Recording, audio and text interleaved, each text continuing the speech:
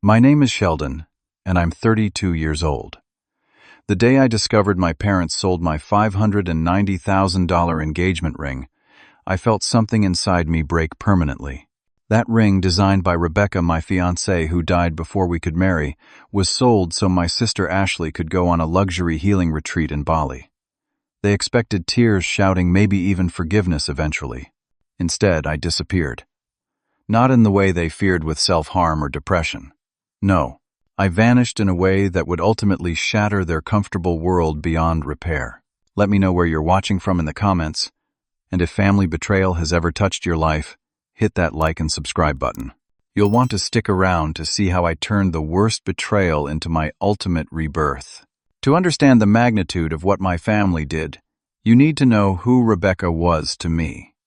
4 years ago, I was a rising star at Mitchell & Hayes Architectural Engineering in downtown Chicago. My specialty was sustainable commercial structures, and I'd just landed a major project designing a zero-carbon footprint corporate campus. Life was good, predictable, and entirely focused on my career. That all changed the night of the Chicago Children's Hospital Charity Gala. I donated to design a playground for the oncology ward and was invited to attend. I remember fixing my tie in the mirror that night, completely unaware my life was about to transform. Rebecca Martin stood by the silent auction table studying a painting with such intensity it made me stop walking. She wore a simple blue dress that complemented her dark hair and olive skin. When she sensed me staring and turned the warmth in her brown eyes, literally made me forget whatever clever opening line I'd planned. "This painting," she said, pointing to the canvas. "The artist is only 9 years old. Can you believe it? She painted this while undergoing chemo." That was Rebecca. Before even knowing my name, she was drawing me into something meaningful, making me see beyond myself. She was an art therapist at the hospital, helping kids process their trauma through creativity.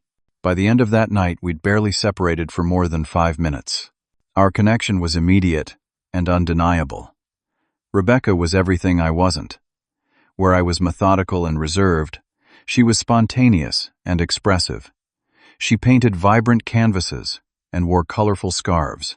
She kept plants that thrived and knew every child on her ward by name, favorite color, and secret dream. Yet somehow we balanced each other perfectly. 6 months into our relationship, while planning a weekend trip to Michigan, Rebecca mentioned unusual bruising on her legs. I insisted on a doctor's appointment, expecting an iron deficiency or something equally benign. Instead, we received devastating news. Rebecca had a rare and aggressive form of leukemia. "I don't want cancer to define us," she told me the night after her diagnosis, eyes swollen, but voice steady. "We're still us. I'm still me. Promise me we'll really live with whatever time we have." I promised. And for 18 beautiful, painful, sacred months, we did exactly that. Rebecca insisted on teaching me to paint, though I was terrible. We traveled whenever her treatment schedule allowed. We moved in together and adopted a one-eyed cat she named Picasso. And 8 months before she died, I proposed at the art museum in front of a Monet painting she loved. What I didn't know was that Rebecca had been working with a jewelry designer for months. She'd used her inheritance from her grandmother to source a rare pink diamond, selecting every detail of what would become her engagement ring. Her plan had been to propose to me, but when she realized her condition was worsening, she worked with my best friend Marcus to ensure I would have the ring to give to her instead. This way, she told me after I'd slipped it on her finger, "I'll always be part of your greatest adventure." 2 weeks before our planned small wedding ceremony, Rebecca slipped away in her sleep. I woke to find her peaceful, finally free of pain. The ring remained on her finger until the funeral, when her mother gently removed it and returned it to me.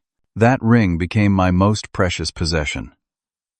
Not for its monetary value, though the rare pink diamond and custom setting were indeed worth $590,000, according to the insurance appraisal.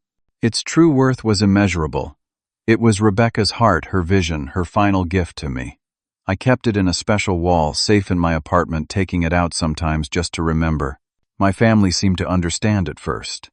My parents, Harold and Diana, attended the funeral and helped with arrangements. They brought food, checked in regularly, and gave me space when I needed it. My younger sister, Ashley, even stayed with me for a week afterward, making sure I ate and helping sort through Rebecca's things. But looking back, I should have seen the pattern that had always defined our family dynamic.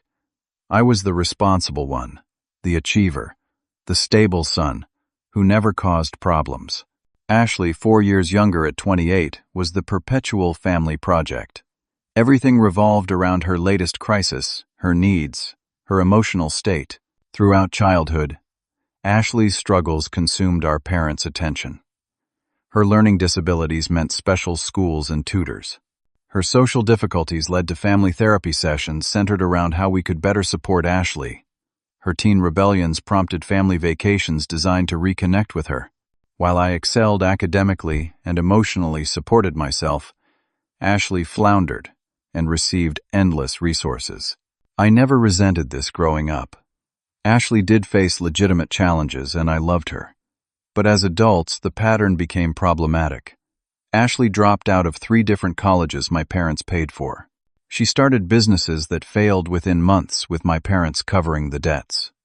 She moved home repeatedly between apartments she couldn't afford. And my parents continued enabling her, convinced that this time would be different.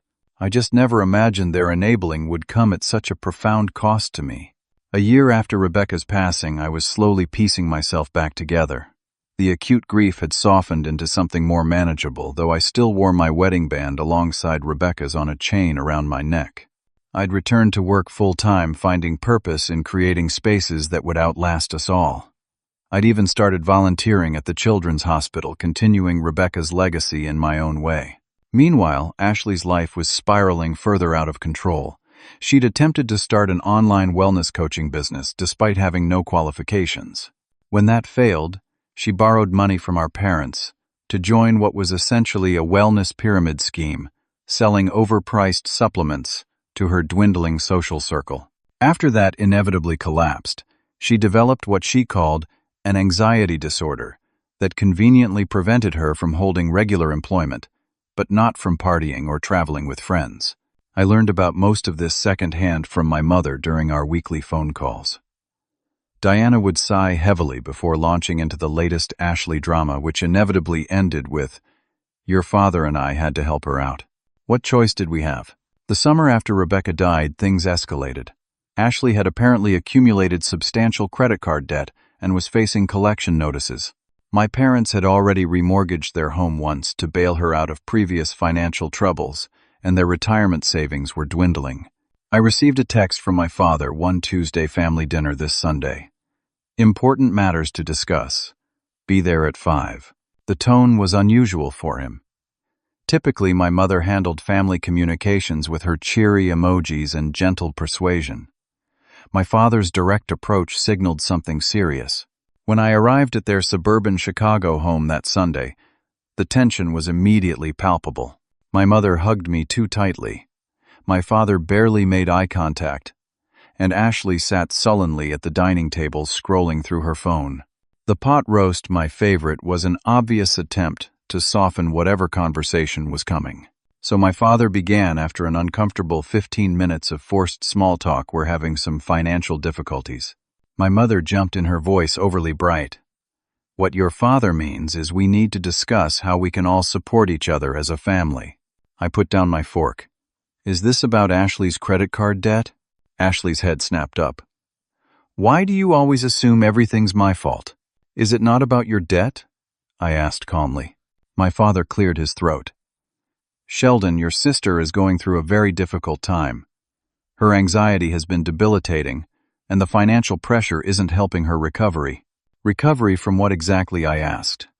"Last I heard, she was at Lollapalooza last weekend." "That was therapeutic," Ashley protested. "My therapist said I need to engage in joy-inducing activities." My mother reached for my hand across the table. "Sweetheart, we know you've done very well for yourself. Your job pays generously, and you have that inheritance from Rebecca." And there it was. The real reason for this dinner. "You want me to pay off Ashley's debts with Rebecca's money?" I asked, my voice dangerously quiet. "Not all of it," my father said quickly. "Just enough to get the collectors off her back while she gets back on her feet." $25,000 would make a huge difference. I looked at each of their faces, these people who had raised me, who had stood beside me at my fiancée's funeral, who knew what Rebecca's legacy meant to me.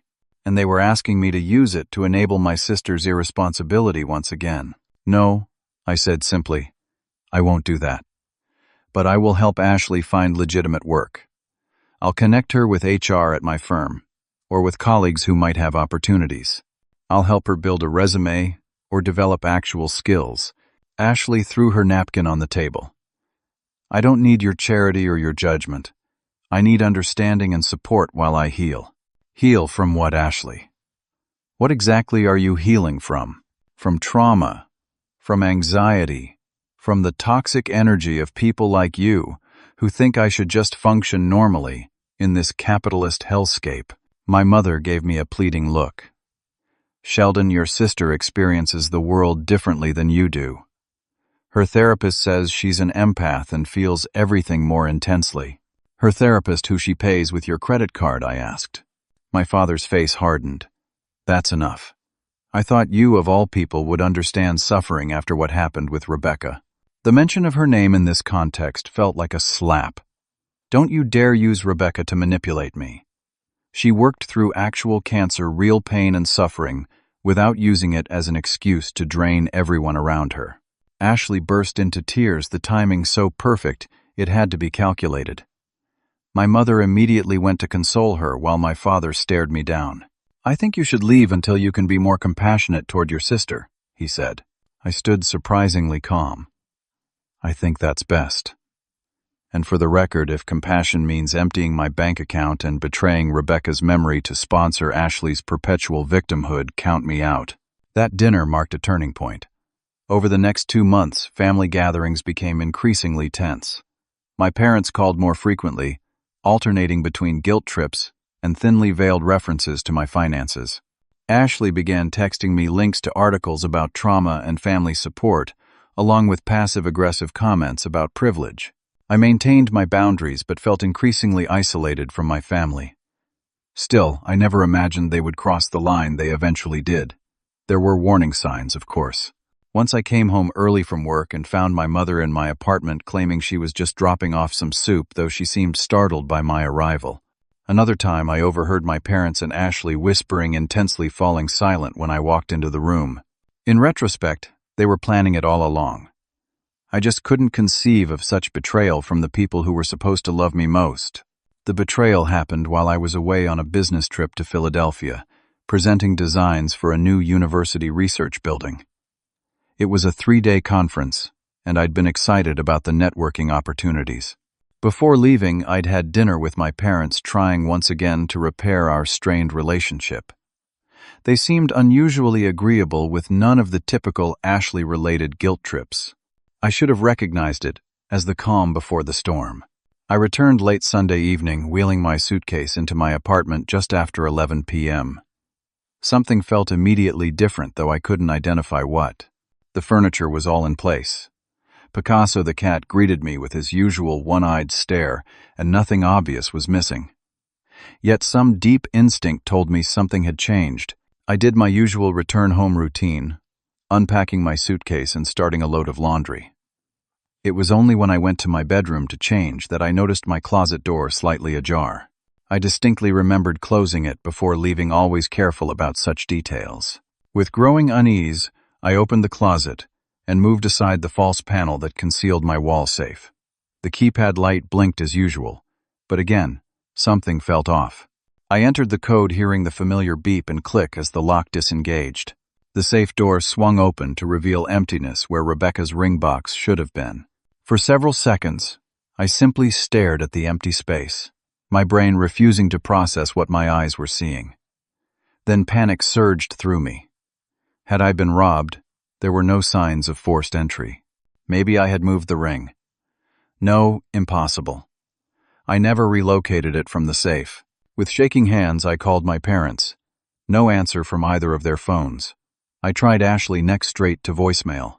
The growing dread in my stomach told me what I didn't want to accept, but I searched the apartment anyway, desperately hoping to find some other explanation.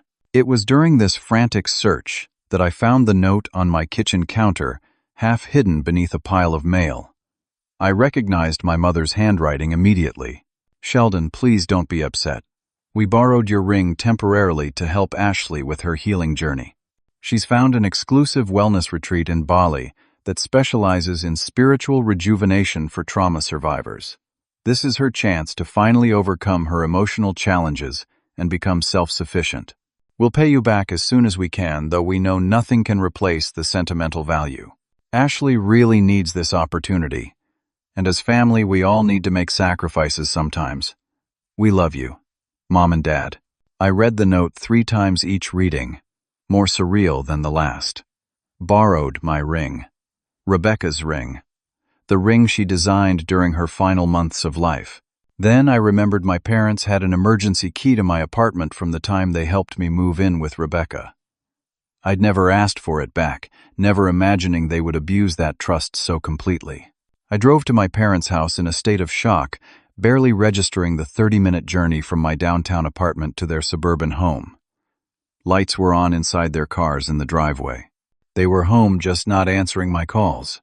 My father opened the door before I could knock, his expression a mixture of defensiveness and artificial concern. "Sheldon, we were just about to call you. Come in, let's talk about this rationally." My mother hovered in the background, twisting her hands nervously. "Would you like some tea, sweetheart? You look pale. Where is my ring?" I asked, my voice sounding strange even to my own ears. They exchanged glances, that parental telepathy I'd witnessed throughout childhood. "Sit down, son," my father said, gesturing to the living room sofa. I remained standing. "The ring," I repeated. "Where is it?" My mother stepped forward. "We had to make a difficult decision, Sheldon. Ashley found this amazing healing center in Bali. It's exactly what she needs, with trauma specialists and holistic therapies that could truly transform her life. But it was expensive," my father continued, "and our finances are stretched to the breaking point from supporting her through these difficult years. So you stole my ring," I said flatly. My mother flinched. "We didn't steal it. We're family. We borrowed it temporarily for Ashley's well-being." "Where is the ring now?" I asked, though I already knew the answer. My father's jaw tightened. "We had it appraised and sold." The room seemed to tilt slightly. "You sold Rebecca's ring." "We had to act quickly," my mother explained rapidly. "The retreat had a cancellation, and Ashley needed to take the spot immediately or lose the opportunity. There simply wasn't time to discuss it with you, and we knew how you feel about helping your sister." "How much?" I asked. "What? How much did you sell it for?" They exchanged another look. $310,000, my father finally answered. The jeweler said the setting was custom and would need to be redesigned for resale, which decreased the value. A hysterical laugh escaped me. They hadn't even gotten full value for it. The appraisal I'd had done for insurance purposes valued it at $590,000, primarily because of the rare pink diamond Rebecca had selected. "Where's Ashley now?" I asked. "She's already in Bali," my mother said, brightening slightly, as if this were good news. "The retreat is 6 weeks, very exclusive. She couldn't take her phone, but they'll allow limited emails after the first 2 weeks of digital detox." I stared at my parents, these people who had raised me, who had taught me right from wrong, who had presumably loved me. In their minds, they had made a difficult but justifiable choice. They genuinely expected me to eventually understand and forgive this betrayal. "We know the ring meant a lot to you sentimentally," my father said, his tone becoming more businesslike. "And we fully intend to pay you back, though it may take some time." "Pay me back," I repeated dully. "Yes, of course," my mother jumped in. "Once Ashley completes the program and gets on her feet properly, we'll all contribute to replacing what was lost." Replacing what was lost. The phrase echoed in my head, as if Rebecca's final gift, designed with her dying breaths, could ever be replaced. "I think you should leave now," my father said, misinterpreting my silence as potential acceptance. "Take some time to process. We can talk more when you've calmed down." I looked at him, this man who had taught me to ride a bike and helped me with math homework, who had hugged me at Rebecca's funeral and told me to be strong. Now he was dismissing me from his house, after justifying the theft of my most precious possession. Something fundamental shifted inside me in that moment. some essential connection severed permanently. I didn't shout or cry or plead. I simply turned and walked out the door. My parents later told mutual friends they were worried by how calmly I left that night. They had prepared for anger, for shouting, for emotional breakdown. My quiet departure unsettled them far more than any reaction they had anticipated. They didn't realize they were witnessing the birth of a cold, immovable resolve. The drive home passed in a dissociative blur. I remember sitting in my parked car outside my apartment building for nearly an hour, not crying, not raging, just staring straight ahead, while the reality of what had happened crystallized in my mind. My family had betrayed me at the most fundamental level. They had violated my home, taken something irreplaceable, and sold a piece of Rebecca's legacy to fund Ashley's latest self-improvement scheme. And they genuinely expected me to eventually understand and forgive them. Inside my apartment, I moved mechanically through the spaces Rebecca and I had once shared, our framed photos on the wall. The colorful throw pillows she had insisted brightened the room. Picasso, the one-eyed cat rubbing against my legs, unaware that anything had changed. Everything looked the same, but nothing would ever be the same again. I sat at my kitchen table until dawn, the first rays of sunlight filtering through the windows as my plan took shape. The clarity was almost frightening. I wasn't going to fight my family or try to reason with them. I wasn't going to engage in their drama or attempt to make them understand the magnitude of their betrayal. Those approaches had never worked with them before. No, I would simply disappear from their lives completely, permanently, and with surgical precision. First, I called my supervisor at work and requested emergency personal leave citing family issues. My spotless work record and the circumstances of Rebecca's death the previous year made this an easy request to grant. I was given 3 weeks, with the possibility of extension if needed. Next, I contacted my financial advisor for an urgent meeting that same morning. By noon, I had begun the process of liquidating certain investments and transferring funds between accounts. Nothing suspicious or financially unwise, just strategic consolidation of assets for what I told her was an upcoming property purchase. I spent the afternoon researching 2 critical elements: how to trace and potentially recover a recently sold unique piece of jewelry, and how to effectively disappear from the lives of people who knew you intimately. The first search led me to several specialized jewelry investigation services, primarily used by insurance companies to recover stolen items. I made appointments with the 2 most promising firms for the following day. The second search provided a roadmap of sorts, though most advice centered around evading law enforcement or escaping abusive relationships, neither of which applied to my situation. Still, the principles were sound: new phone, new accounts, new location, minimal digital footprint. My parents called twice that day. I let the calls go to voicemail, listening to their increasingly concerned messages with detached interest. My mother's voice trembled slightly as she suggested dinner that weekend to work through this as a family. My father's tone was more directive, stating we needed to move past this misunderstanding. I deleted both messages without responding. The following day, I met with a private investigator specializing in high-value jewelry recovery. Eleanor Jenkins was a former insurance investigator who now ran her own firm with an impressive recovery record and the kind of no-nonsense demeanor I needed. "So your parents sold your fiancée's ring without permission," she summarized after I explained the situation. $590,000 appraised value sold for $310,000. Pink diamond custom setting. Photographs available. And you want to track it down? Yes. Can it be done? She tapped her pen against her desk. Depends. High-value pieces like that don't just disappear into pawn shops. They move through specific channels. When was it sold? 4 days ago. Recent. Good. And it was sold here in Chicago. I believe so. My parents live in Evanston. She nodded. Even better. Limited radius to start with. I'll need the insurance appraisal, any photographs of the ring, and any information you have about where your parents might have taken it. I provided everything I had, including several clear photos of the ring on Rebecca's hand. What happens if you locate it? I asked. That depends on your goal. Legal recovery would be complicated since your parents presumably had access to your home. It could be argued they had implicit permission. "I'm not interested in legal action against my parents," I said. "I just want to find the ring and buy it back if possible." She raised an eyebrow. "That could be expensive. The new owner would have no obligation to sell, especially if they learn of its significance. Money isn't the primary concern." Eleanor studied me carefully before nodding. "I'll start immediately. The first 72 hours are crucial." While Eleanor began her search, I continued my preparations. I contacted a real estate agent about listing my apartment, explaining I needed a quick, discreet sale. The downtown Chicago property market was hot enough to make this feasible, especially since I was willing to accept slightly below market value for speed and minimal complications.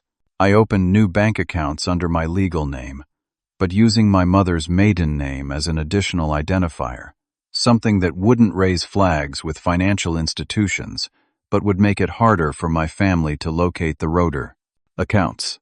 By day 5, Eleanor had promising news. The ring was purchased by Levinson Fine Jewelry on Michigan Avenue. They specialize in estate pieces and rare gems. It hasn't been resold yet, but it's been prepared for their display case, with a new appraisal putting it at $615,000. They increased the price, I asked. "They recognized its value better than whoever gave your parents $310,000, she said dryly. "The pink diamond alone is worth more than what your parents got." Levinson is planning to feature it in their upcoming Rare Gems showcase next month, so it's still in Chicago. For now. But pieces like this often get sold to private collectors quickly. Levinson has clients worldwide. I made an appointment with Levinson the next morning, posing as a collector interested in pink diamonds. The salesperson proudly showed me several pieces, including Rebecca's ring now displayed on black velvet under careful lighting that enhanced the pink diamond's unique color. This particular piece has a fascinating origin, the salesperson told me, unaware of the irony. The pink diamond was sourced from the Argyle mine in Australia before it closed permanently. Fewer than 30 diamonds of this color and clarity were ever found there, making it essentially irreplaceable. Irreplaceable. The word echoed in my mind as I stared at Rebecca's final gift, now a commodity for strangers to profit from. "I'm very interested in this piece specifically," I said, maintaining my composure. "What's your asking price?" $615,000, the salesperson replied. "Though we do have several interested parties already." I nodded calmly. "I'll pay $800,000 in cash if we can complete the transaction today." The salesperson's eyes widened slightly. "Let me speak with the owner." Within hours, the ring was back in my possession, though at significantly more than its original cost. The difference came from my savings and a portion of Rebecca's life insurance that I'd been saving for a house someday. I knew she would have approved of this use instead. That night, as I held the ring in my palm, the full weight of my family's betrayal crashed over me anew. They had sold this for almost half its value, disrupting its journey from Rebecca to me, treating her final gift as merely a financial resource to exploit. My resolve hardened further. The next phase of my plan could now begin. With Rebecca's ring safely recovered, I accelerated my disappearance timeline. Eleanor Jenkins had proven so effective that I retained her services for the next phase, explaining my need to relocate without my family's knowledge. "I don't normally help people disappear," she said cautiously, "unless there's abuse involved." "There is emotional abuse," I replied honestly, "and a complete violation of boundaries that won't stop unless I remove myself entirely." She studied me with professional detachment before nodding. "I'll help you establish a clean transition, but I won't participate in anything illegal or that could cause harm." "I don't want to harm anyone," I assured her. "I just want to start over without them." With Eleanor's guidance, I created a strategic exit plan. While my apartment was being prepared for sale, I methodically sorted through my possessions. Anything Rebecca had touched or chosen went into secure storage under a company name Eleanor helped establish. Furniture and household items were sold or donated. Clothing and personal effects were pared down to what could fit in 2 large suitcases. I continued ignoring my parents' increasingly frequent calls and texts. Ashley had apparently gained limited email access at her retreat and was sending messages through my parents, alternating between guilt trips about abandoning her in her healing journey and demands to know why I was punishing everyone over. A material object. Through Eleanor's contacts, I learned the ring hadn't been the only thing my parents had taken from my apartment. They'd also found and emptied a cash emergency fund I kept in a different hidden location, taking an additional $8,000. This discovery only reinforced my decision. 2 weeks after the ring theft, my apartment sold to a corporate buyer who needed minimal financing, allowing for an expedited closing. I arranged for a short-term lease in Seattle under my new professional identity, Sheldon Morris, my legal first name combined with my mother's maiden name. Not technically a false identity, but different enough to create distance. Eleanor connected me with William Chen, an international jewelry expert who had collaborated with her on previous cases. When I explained my situation and showed him Rebecca's ring, he offered an unexpected perspective. "This ring isn't just valuable monetarily," William said, examining it under his jeweler's loupe. "The craftsmanship is exceptional, and the stone itself has remarkable character. More importantly, it carries a profound emotional history. Objects like this develop what some cultures call a spirit or essence. Yours has been disrupted by its unwilling separation from you." His words resonated deeply. How does one restore that connection? William looked at me thoughtfully. In Japanese tradition, there's a concept called kintsugi, the art of repairing broken pottery with gold. The repair becomes part of the object's history, making it more beautiful for having been broken and restored. Perhaps your ring needs its own form of kintsugi. This conversation inspired my next decision. Rather than simply keeping the ring in a new safe, I commissioned William to create a custom display case for it, a memorial piece that would honor Rebecca while acknowledging our broken journey. The case would be crafted from wood and glass, with a subtle line of gold inlay, marking the ring's departure and return. Meanwhile, my parents' attempts to contact me grew increasingly desperate. They began reaching out to my friends and colleagues, claiming concern for my well-being. Marcus, my best friend, who had helped Rebecca with the ring, ran interference for me, telling them I was taking time away to process but was safe. 3 weeks after discovering the theft, I finalized my relocation plans. I had secured a position with an architectural firm in Vancouver, British Columbia, leveraging professional connections who understood my need for a fresh start. The international move would create additional barriers to my family, tracking me down while still allowing me to practice my profession in English. Before leaving Chicago, I executed one final strategic move. Years earlier, when my parents had faced potential foreclosure due to Ashley's first major financial crisis, I had privately transferred their mortgage to my name to save their home. They knew I had helped, but were unaware I had actually taken full ownership of the mortgage, making payments, without their knowledge, while letting them believe they were simply catching up on a restructured loan. Now I contacted the bank and initiated the sale of the property to an investment company specializing in rental conversions. As legal owner, this was entirely within my rights, though my parents would soon discover they were effectively tenants rather than homeowners. Was this vindictive? Perhaps. But in my mind, it was proportional justice. They had taken something precious from me to fund Ashley's irresponsibility. Now they would experience the consequences of prioritizing her demands over basic respect for others' boundaries. The day before my departure for Vancouver, I made an anonymous donation to the Leukemia Research Center where Rebecca had received treatment. The $950,000 donation, equal to what I had ultimately paid to recover the ring, plus the additional cash they had taken, was made in Rebecca's name, with a stipulation that the donors remain anonymous. As a final touch, I left a single red rose at Rebecca's grave with a note: "Our love continues its journey. Different path, same destination." Then Sheldon Parker, son of Harold and Diana Parker, brother of Ashley Parker, effectively ceased to exist. 6 months after my strategic disappearance, I had established a new life in Vancouver. My position as lead sustainability architect at Westwood Design Group provided engaging work and a fresh professional community.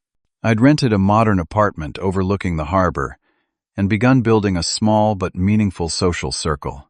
Rebecca's ring sat in its custom memorial display in my home office, a daily reminder of both love and boundaries. Meanwhile, according to Marcus, who remained my only connection to Chicago, my family's world was unraveling. Ashley had returned from Bali after 6 weeks, her transformation lasting approximately 12 days before her old patterns re-emerged. The wellness retreat had apparently been more luxury vacation than therapeutic intervention, with beachfront villas, private chefs, and optional yoga sessions. The trauma specialists turned out to be life coaches with dubious credentials. My parents initially assumed I was simply taking time to cool off, perhaps staying with friends, while processing my anger.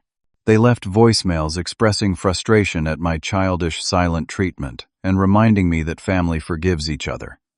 When 2 weeks passed without response, their tone shifted to concern.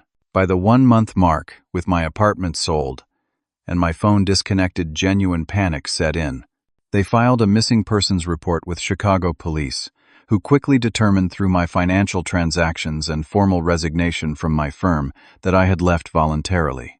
The case was closed, as a personal matter, rather than a potential crime.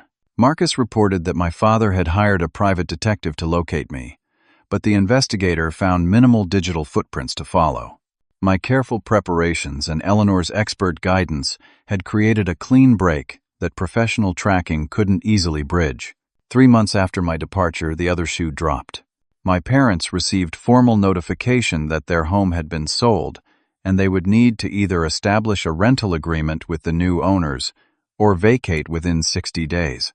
The confusion and shock this created was apparently seismic.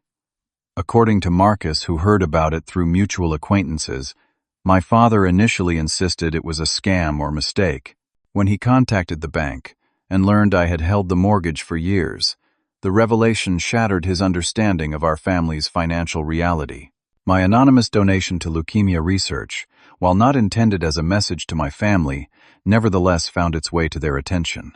The research center announced the significant contribution in their newsletter, which one of Rebecca's former colleagues saw and mentioned to my mother during a chance encounter at a grocery store. The timing of the donation exactly matching the amount they had received for the ring, plus the cash they had taken, made the connection obvious. This was the first confirmation they had that I had somehow recovered the ring rather than simply disappeared in despair. 5 months after my departure, Ashley found my new professional profile on an architectural design website through random chance. She immediately bombarded the firm's contact email with messages for me, none of which were forwarded due to my explicit instructions to the office manager about my family. When that failed, she created dozens of fake social media accounts attempting to connect with me, but my minimal online presence gave her no foothold. My parents, now living in a small apartment and both working retail jobs to make ends meet, tried a different approach. They began reaching out to every architectural firm in North America, with my name sending emotional pleas disguised as professional inquiries. These too were filtered out before reaching me. The consequences of my disappearance extended beyond my immediate family. Extended relatives who had never questioned the family dynamic were forced to confront the reality that something serious enough had occurred to make the stable, reliable son vanish completely. Friends and neighbors who had watched me grow up now asked uncomfortable questions that my parents couldn't answer without revealing their betrayal. Most significantly, Ashley was finally facing genuine accountability. With our parents' financial resources depleted and their emotional energy consumed by the housing crisis, her usual support system had collapsed. According to Marcus, she had reluctantly taken a position as an administrative assistant at a local business, her first steady employment in years. This wasn't the outcome I had anticipated when I left, but neither was it unwelcome. My goal hadn't been punishment, but rather liberation from a family system that had proven itself toxic beyond repair. That this liberation had forced accountability onto Ashley and my parents was simply the natural consequence of removing myself as the family stabilizing force. 1 year after my departure, as I was beginning to feel truly settled in my new life, an unexpected complication arose. At a regional architectural conference in Seattle, I literally bumped into George Winters, my parents' longtime neighbor and my father's golfing buddy. The shock on his face was immediate and unmistakable. "Sheldon, my God, is that you? Everyone's been looking for you for a year." I had a split-second decision to make.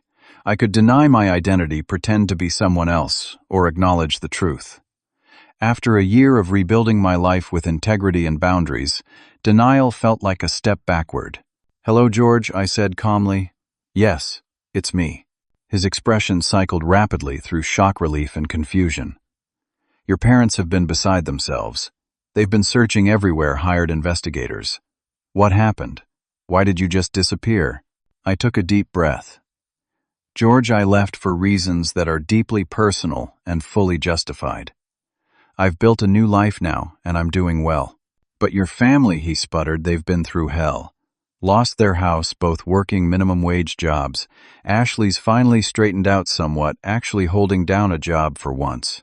The information confirmed what Marcus had told me, but hearing it directly still stirred complex emotions. "I'm glad Ashley's making progress," I said sincerely. "That's good to hear." George studied me carefully. "Are you going to contact them? Let them know you're alive and well, at least." I considered the question seriously. A year of distance had healed much of my raw pain, replaced by a calm certainty about my boundaries. "I'll consider it," I said honestly. "But if you speak to them, please don't tell them about this encounter. That needs to be my decision." George reluctantly agreed, though I had no illusion he would keep that promise long term. The clock was now ticking on my complete separation. The chance encounter with George prompted deep reflection.